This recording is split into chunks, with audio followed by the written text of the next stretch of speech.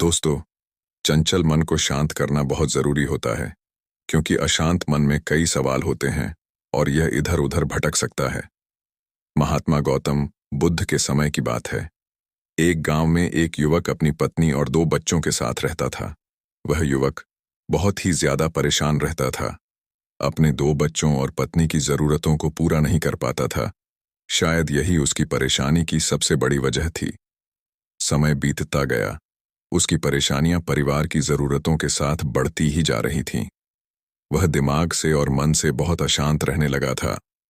कहीं न कहीं वह बहुत ज्यादा दुखी हो गया था, अपने परिवार की जरूरतों को नहीं पूरा कर पाने की वजह से। एक दिन उसने यह फैसला लिया कि वह अपने घर को, अपने परिवार को, अपने बच्चों को छोड़कर कहीं दूर चला जाएगा। वह अपने परिवार को, अपने बच्चों को, अपनी पत्नी को छोड़कर घर से कहीं दूर चला गया। वह युवक चलता ही गया, चलता ही गया। रात से सुबह हो गई, सुबह से फिर दोपहर, दोपहर से शाम, शाम से फिर रात, फिर सुबह हो गई। उसके मन की पीड़ा इतनी ज्यादा थी कि उसके पैरों के छाले और पैरों से बह रहे खून के आगे फीके पड़ गए थे। ना भूख की चिंता, ना प्यास की चाह, बस चलता ही गया, चलता ही गया। आखिरकार जंगल में चलते चलते उसका शरीर इतना ज्यादा थक गया कि वह एक नदी के किनारे जाकर वह गिर पड़ा। कुछ घंटों बाद उसको होश आया। वह बेचारा इतना ज्यादा प्यासा था कि तुरंत वह नदी के पास गया। जैसे ही वह पानी पीने के लिए हाथ पानी में डाला, उसे सामने नदी के उस पार कुछ लोगों का झुंड दिखाई दिया। उसने ध्यान से देखा तो उसे एक वृक्ष के नीचे महात्मा गौतम बुद्ध बैठे हुए नजर आए। वह तुरंत दौड़ के उनके पास गया और उनके पैर पर गिरकर बोला कि हे महात्मा बुद्ध, मुझे अपनी शरण में ले लीजिए, मुझे अपना शिष्य बना लीजिए। महात्मा गौतम बुद्ध के शरण में आया हुआ कोई भी व्यक्ति खाली हाथ वापस नहीं जाता। यह युवक तो केवल उनका शिष्य बनना चाहता था। महात्मा गौतम बुद्ध जी ने उसकी मनोदशा को देखते हुए उसे अपना शिष्य बना लिए। महात्मा गौतम बुद्ध और उनके शिष्य वहां पर केवल विश्राम कर रहे थे। उनका विश्राम भी पूरा हो चुका था। वह युवक भी अब महात्मा गौतम बुद्ध जी का शिष्य बन चुका था।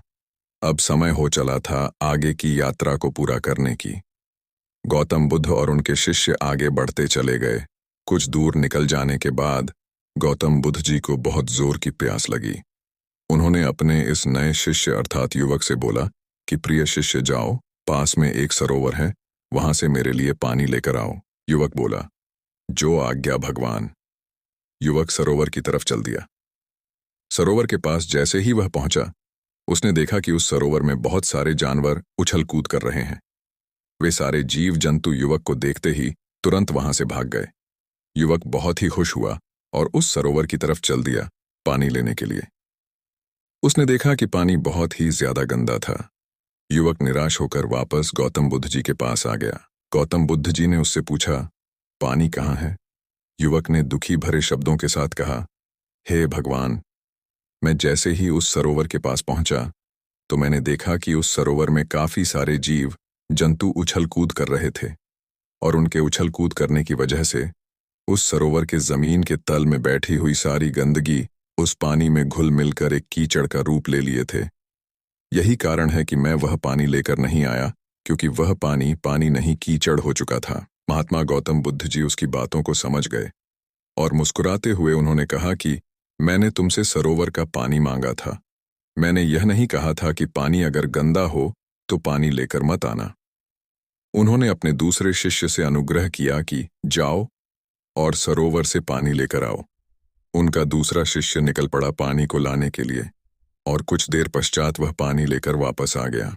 आश्चर्य की बात तो यह थी कि दूसरे शिष्य द्वारा लाया हुआ पानी बिल्कुल साफ था और उससे भी बड़ी असमंजस की बात यह थी कि सारे के सारे शिष्य बड़े ही आश्चर्यचकित हो गए कि यह करिश्मा कैसे हो सकता है, क्योंकि पहले शिष्य ने तो यह बताया था कि पानी कीचड़ हो गया था।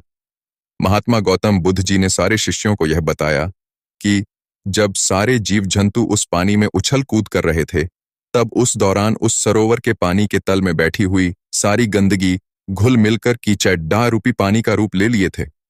परंतु जितने समय में युवक वापस आया और दूसरा शिष्य वापस गया, उतने समय में उन जीव जंतुओं के भाग जाने के पश्चात उस सरोवर का पानी धीरे धीरे शांत हो गया था। और जैसे जैसे सरोवर का पानी शांत होता गया उस सरोवर के कीचड़ीएच रूपी पानी में खुली हुई सारी सड़ी गली पत्तियां और मिट्टी धीरे धीरे शांत होकर उस सरोवर के तल में जाकर बैठ गए, जिससे उस सरोवर का पानी शांत होकर साफ हो गया।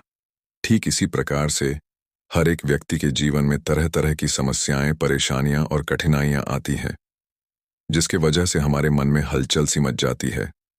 हमारा दिमाग और मन अशांत हो जाता है। हम कोई गलत निर्णय अर्थात फैसला ले लेते हैं।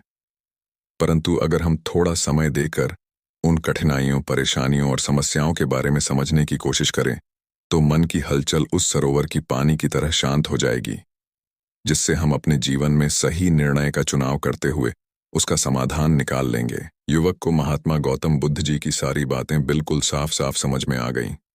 उसे यह भी समझ में आ गया कि उसके परिवार में आई हुई सारी परेशानियां, दिक्कतें और जिम्मेदारियां भी इसी सरोवर के सड्ढी गली हुई पत्तियों और मिट्टी रूपी कीचड़ की तरह ही हैं। बस जरूरत है थोड़ा समय निकालकर मन को शांत करते हुए उन परेशानियों, दिक्कतों के बारे में समझने और उसका समाधान निकालने की।